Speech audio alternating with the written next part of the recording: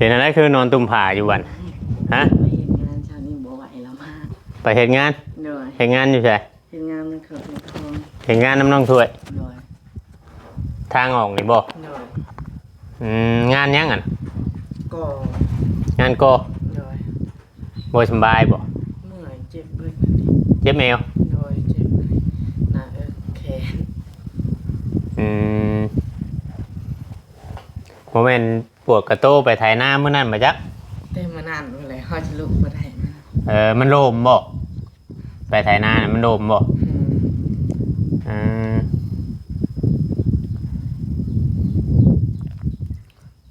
ปวดกระโต้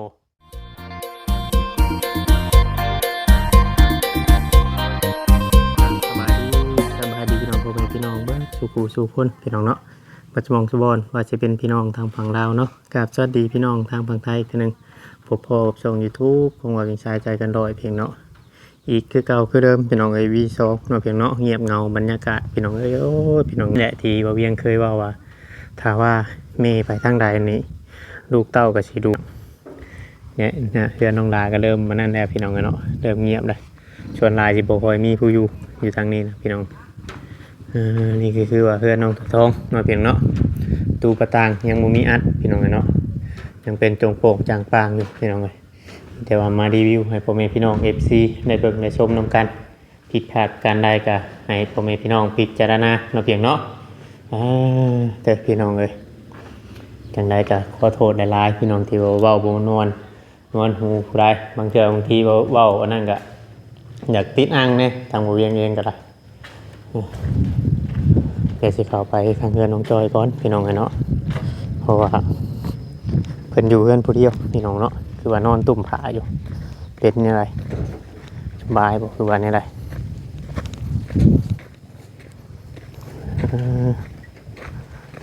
ฮ้อนน่ะดีพี่น้องเนาะ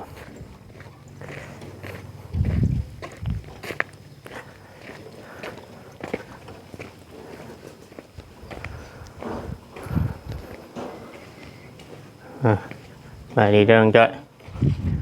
เป็นอะไรคือนอนตุ่มผาอยู่วัน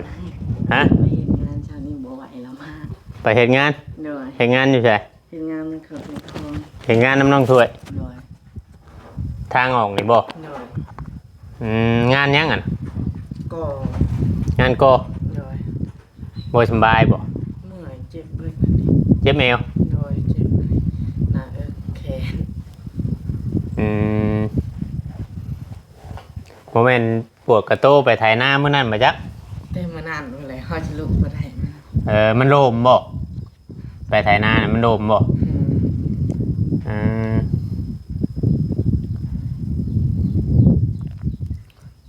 ปวดกระโต้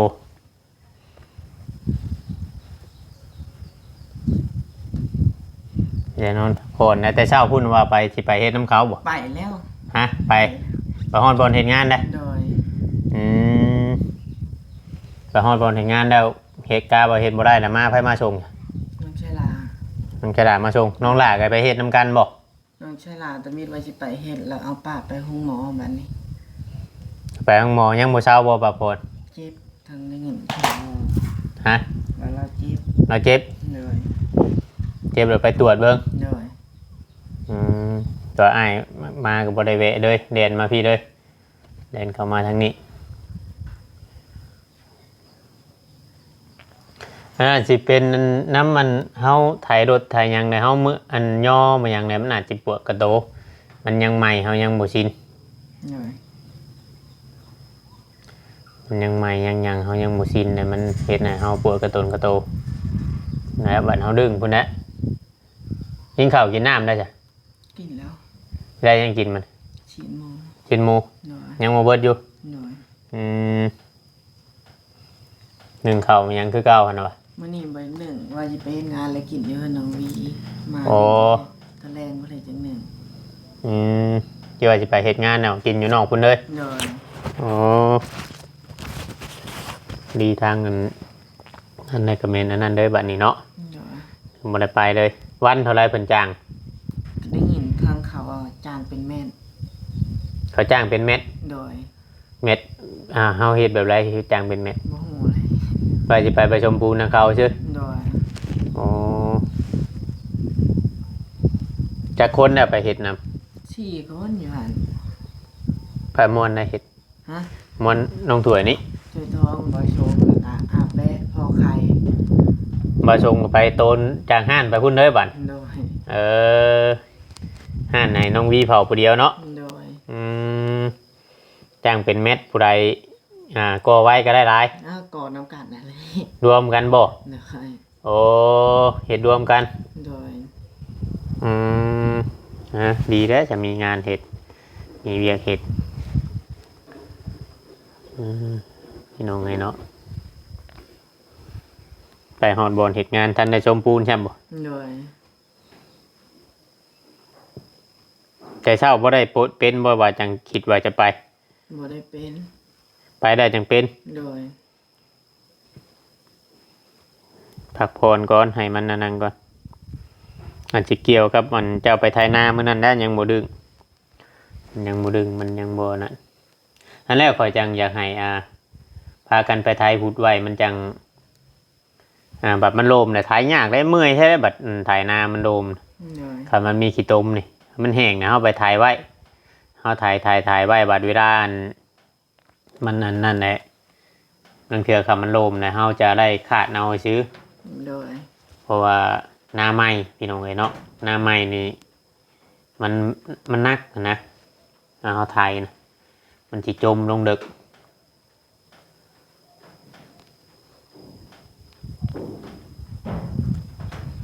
อันนี้บ่ได้อันนั้นบนไถนาเด้วเดี๋ยวบ่จะบนไปไถนานยังบ่ได้เพิ่นยาจ้างบ่คือว่าบ่ได้ไปลูกเพิ่นก็บ่ได้ไถมันแดดแต่ก็ดินมันยังหาวอยู่มันแข็งโดยเพราะว่าทางนี้ฝนบ่ได้ตกเนาะทางนี้ฝนบ่ได้ตกเคิงได้พี่น้องเอ้ยว่ามื้อเช้านี่คิดว่าฝนสิตกอยู่ทางนี้กันแล้วก็บ่ตกมืดเลยซื่อบ่คือทางบ้านเฮาเมื่อคืนนี่ก็ตกจนมีน้ำอ่างฝนตกบ่ทั่วภาคก็เลยเฮ็ดให้การเฮ็ดเวียกเฮ็ดงานหรือว่าการเฮ็ดไร่เฮ็ดนาทางนี้ก็สิล่าช้ากว่าทางบ้านบ่เวียงอยู่ทางบ้านพุ่นน่ะมีคนลำแล้วพี่น้องเนาะมีคนดำคนหยังแล้วถ้าฝนตกฝนยังบ่มีผู้นั่นก็มีแต่สิเอาเขาน้องจ้อยได้เมื่อลำนาช่วยยังถ้าว่าทางนี้ยังบ่ได้ลำรอกายยาวชื่อพี่น้องเนาะว่าโลกายยาวชื่อมีแต่ขับรถไถนะเมื่อเบิดได้น้องๆแต่ละคนเมื่อซอยอ้ายลืมลำจาก2-3 มื้อนี่ก็หอมแล้ว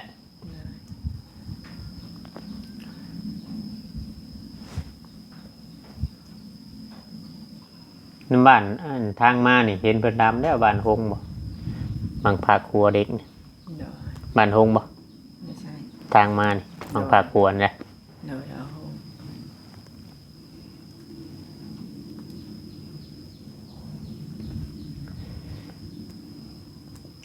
เขา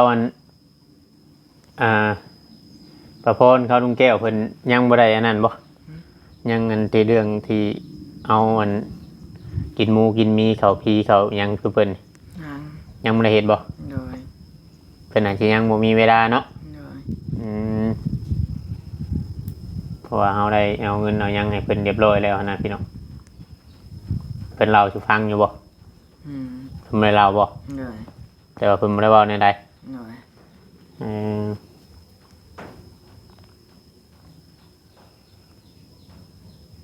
เข้ามาได้เลยนี่ดิมาแล้ว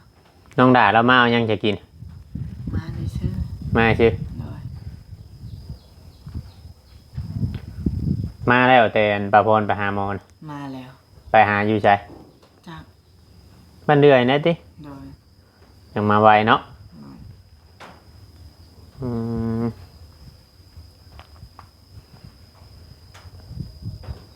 เพราะว่าหนึ่งมาคนบ่เคยจับนี่รถไถนี่ถ้าเฮาบ่เคยจับนี่มันสิเมื่อยพี่น้องเนาะมันก็สิเมื่อยแน่รถไถนาเดินตามนี่มันเฮาลึงไปผู้มันเฮาลึงแต่มันก็สิพอไปพอมาทำที่ขนาดทางบ่เวียงมื้อนั้นมื้อเฮ็ดตาก้าหันก็ยัง เหย้าไปได้เติบพี่น้องหัวเฮาเด็กๆเด้เฮาเห็นไหมบ่คือได้เฮาดึงลนไปพุ่นนะมันต้องค่ำต้องคืนได้ซะไปมานอนนำคือเก่าผู้เดียวคือเก่าต่างคนต่างนอนเฮือนไผเฮือนมันเนาะนี่พี่น้องเนาะคือ FC เพิ่นเว้านั่นแหละนี่แต่ว่าเฮาก็ต้องอยู่ให้ได้อยู่ด้วยตนเองเพราะว่ายันชันนั้นเป็นเฮาก็แล้วผู้รักผู้ใหญ่เพิ่นเฮ็ดให้ได้กี่แห่งกระเตกแล้วคือผู้บ่มีก็นั่นอยู่นอนอยู่ป่าอยู่หยังเขาก็ยังนอนบ่มีบ่อนอยู่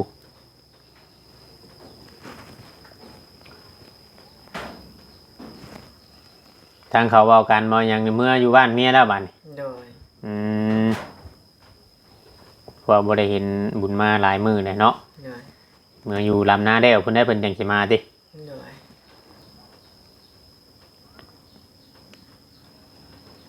บัดนั้นเอ้าลุงแก้วเราสิไปโกอยู่พุ่นไผจะไปเฮ็ดวัดบ่ตั้งพ่อแล้วเฮ็ดวัดแล้ววะอ๋อทางลุงแก้วนี่ไปเฮ็ดอยู่วัดพุ่น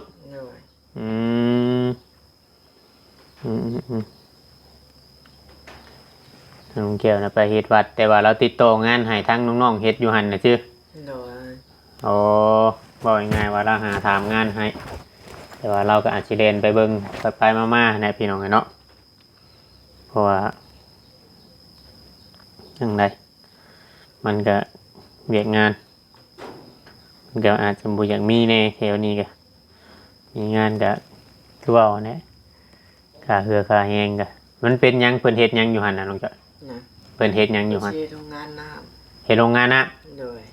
โอ้มันก็สบายได้บัดนี้บ่ได้ไปเอาน้ำไกลเนาะแม่นเอาอยู่หั่นโดดบัด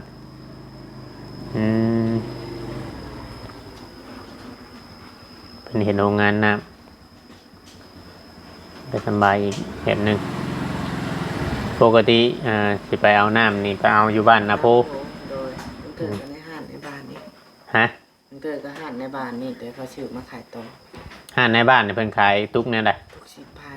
ตุก10,000เลยเอาไปเอาอยู่พุ่นมาตุก5,000เนาะมากินกำไรทุกครึ่งโน่นน่ะเนาะมันอยู่ในบ้านนี่บ้านเฮ็ดอยู่กับบ้านนี่ก็เพิ่นก็สิขายแพงอยู่บ่โดไปพวกถ้ามันมีอยู่ในบ้านนี่พวกห้างค้านี่ห้องบ่อย่างมีแล้วบัดนี้เนาะเขาบ่อยากรับได้มันอยู่ไกลมีเลยเด้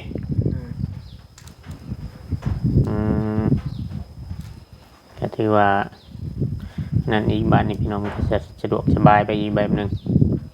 ถ้ามีอยู่กับบ้าน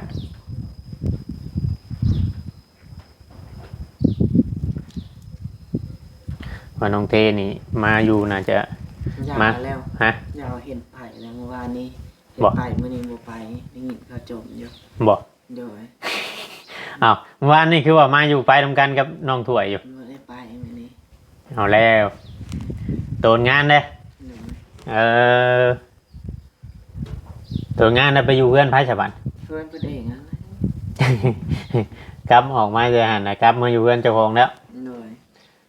บอกง่ายๆว่าไปหากินนะชื่อนะเนาะหาพอได้กินเนาะ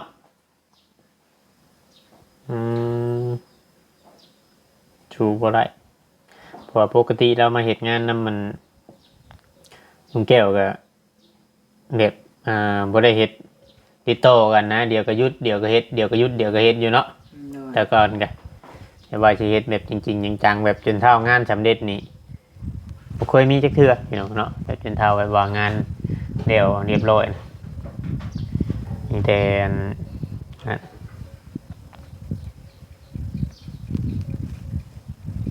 ใช่ว่าไปตัดผมมื้อน่ะตัดเลยฮะตัดแล้วอันนี้น่ะอ๋อมันว่าตัดแล้วยังเงาคือกับไอ้โกบ่ได้ตัดเขาจักพันไปเกียนตีนมันออกซื่อฮะ1,000ด้วยครับโอ้เนี่ยไปตัดผมว่ะบอกให้ตัดชงคือน้องถ้วยตัดตอนมันจากนั้นได้ตัด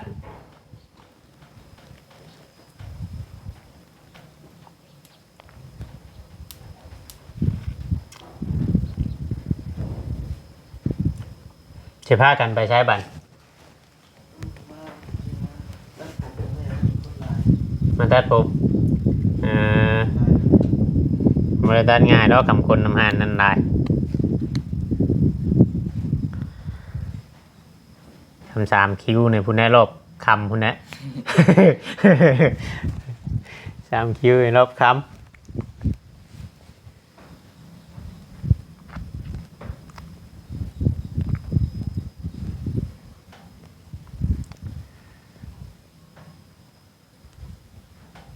เฮ็ดยาออกได้บัดนี้น้องจอยเนาะมันเละถึงเต็มเลยบัดสิเจ็บบัดสินั่นก็เจ็บย้อนเฮ็ดประพรเนาะบัดสิเจ็บก็เจ็บย้อนเฮ็ดพี่น้องแต่ว่าเฮาบ่ได้นะเฮาบ่ได้เข้าไปเยี่ยมเราเล่นออกมาพี่เลยมื้อเช้านี่พุ่นน่ะกลับออกไปแล้วเฮาสิไปเยี่ยมเราอีกเทื่อนึงเพราะว่าน้องดาพาไปแต่เช้าพุ่นบ่เพิ่นไปเจ้าออกไปบ่เช้าออกไปตอนนั้นก็ยังพ่อเพิ่นอยู่บ่ยังพออยู่แล้วอาจจะคัดบ่คัดบาดอันคัดแบบมันเข่งมันตึงนำมันนั่นยันว่ามันตึงมันยังแบบเดียวเจ้าอันร่มตอนนั้นได้จ้ะบ่ได้จิบาดเจ้าฮอด3 มื้อนะเอาเพิ่นบ่ได้เอาอันหมออันมาเป่าคือเจ้าตอนนั้นบ่จังแรกบ่ได้อยู่ประจำบ่ได้อยู่ประจำเอายันว่าเพิ่นเล่าให้ฟังเพิ่นบ่ได้สอนหยังชื่อฟังบ่ฮะไม่ได้เข้าไปกินข้าวแล้วยะอ้าวยันวะเอามอนผู้มาเป่าเจ้าตอนเจ้าโดดลงอ่ะ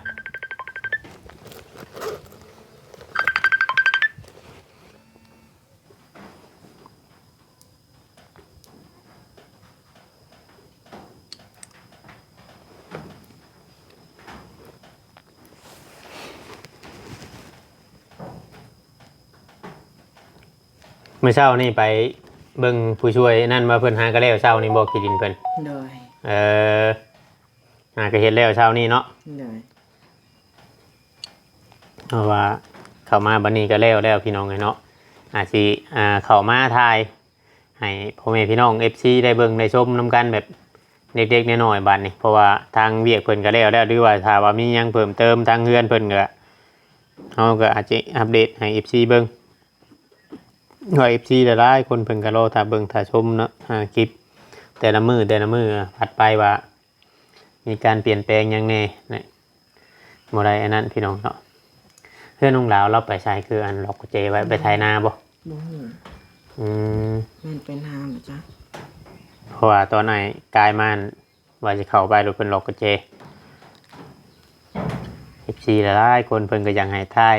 ให้เบิ่งพี่น้องเนาะแต่ว่าเพิ่นดอกเพื่อนดอกยังแหละเฮาบ่ได้เข้าไปนะพี่น้องมีแต่เข้ามาที่แหละพี่น้องเอ้ยเพื่อนได้อยู่เฮาก็ถ่ายให้เบิ่งเพื่อนได้บ่อยู่เฮาก็ผ่านมีแต่ว่าไปเรื่อยๆถ่ายไปเรื่อยๆพี่น้องเนาะเวียกงานคือว่าเวียงได้เว้าเนี่ยมีแต่ว่าช่วงนี้ก็มีแต่รอท่าลำให้ลำหน้าถ่ายคลิปลำให้ลำหน้าไปตกแต่งตกยังได้เฮาไปใกล้ได้แต่เฮาจังสิอัปเดตไปใหม่พี่น้องเนาะว่าช่วงนี้มันก็โจกับยามเวียกยามงานเขาแล้วปิ้งเอาบ่ชิ้นหมูนะแบบเป็นขั่วเป็นลาบเนี่ยเฮ็ดบ่เป็นบ่เป็นฮะเป็นลาบเลยจ้ะลาบนะบ่เป็นลาบมาชำมาชงนะเนาะมาชงแล้วเฮ็ดเป็นเบิดได้บ่ชงเฮียนเฮ็ดน้ำได้ไข่เบิดได้ไข่ยังอยู่เนาะฮัดเฮ็ดได้ว่าเฮาอยู่โตคนเดียวเฮาก็ฮัดเฮ็ด1 ข้าว 1 น้ำในนั้นในนี้อะไรมันเสียน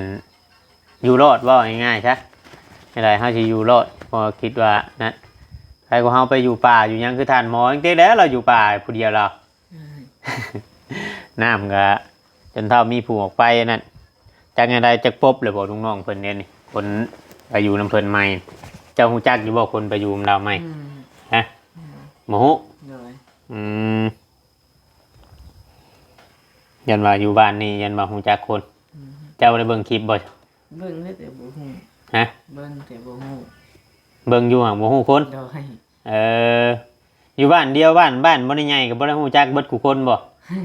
สมมุติว่ามีโจรมีหยังเข้ามานำบ้านนี่สมมุติเป็นคนนำบ้านนี่ก็บ่ฮู้จักหยังได้ซะเนาะบ่จักคนบ้านเจ้าของ อืมมันต้องเบิ่งคนต้องฮู้จักชื่อเพิ่นนำได้บ่ต้องสังเกตการณ์ได้บ่พี่น้องไงเนาะ